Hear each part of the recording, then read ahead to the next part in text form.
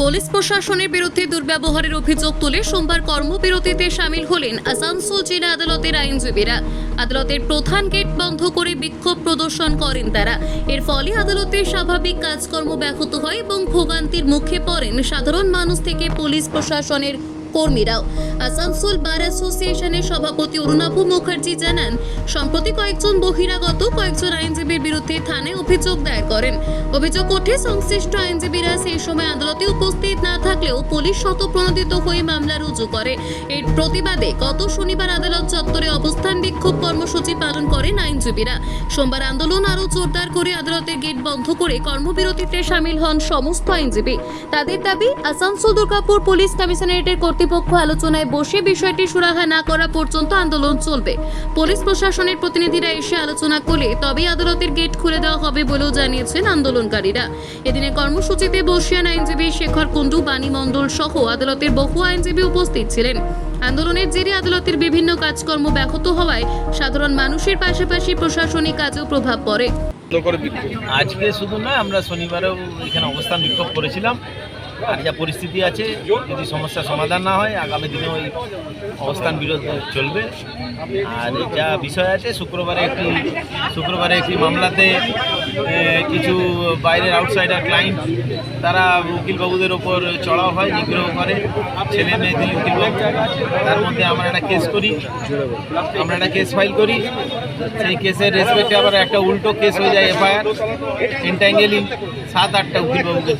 তার মধ্যে 3-4 জন উকিলবাবু তো কোর্টেই সেদিন আসেনি। এরকম একটা দুঃখজনক ঘটনা। পুলিশের অতি সক্রিয়তা, নিষ্ক্রিয়তা নয়, অতি সক্রিয়তা এবং এই যে উকিল বিরোধী মনোভাব, কোর্টের ভিতরের ঘটনা, বারের secretary, president, court officer, district জাজ কাউকে কোনো খবর না দিয়ে, অবগত না করে এই ধরনের একটা বাজে ঘটনা, একটা বাজে এফআইআর ফাইল করা হয়। সেই বিষয়কে কেন্দ্র করে আমাদের এখন অবস্থান বিক্ষোভ। আজকে যেটা আমরা হয়েছে সেটা হচ্ছে এই যে পুলিশ না জানিয়ে আমাদের কয়েকজন লয়ারের নামে যে এফআইআরটা করেছেন, সেই এফআইআরটা করলেন কিভাবে এবং এর থেকে মুক্তির জন্য আইনগত যে পন্থা যেগুলো আছে সেগুলো আমরা সব, তাতে যদি দেখা যায় যে আমরা কোর্টে যাচ্ছি না, নাও যেতে পারি, আমাদের এই জায়গায় বসে থাকতে ব্যাপার আছে, আমরা এখানে বসে থাকতে পারি। আমাদের অন্যান্য যে সমস্ত গণতান্ত্রিক ফোরাম আছে সেই ফোরামগুলো আমরা ইউটিলাইজ করব এবং এর জন্য সবাই বসে আছে।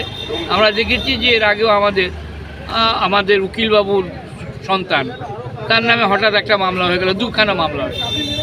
আমাদের শম্পা, তার নামে মামলা হয়ে গেল। সে যখন মামলা নিয়ে যাচ্ছে, সে মামলাটা হচ্ছে না।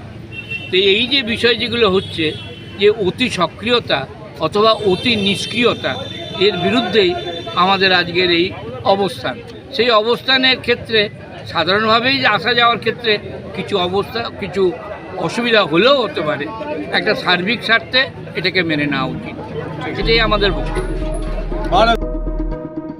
আসানসোল থেকে নিজস্ব প্রতিনিধি রিপোর্ট, জিও ভারতী।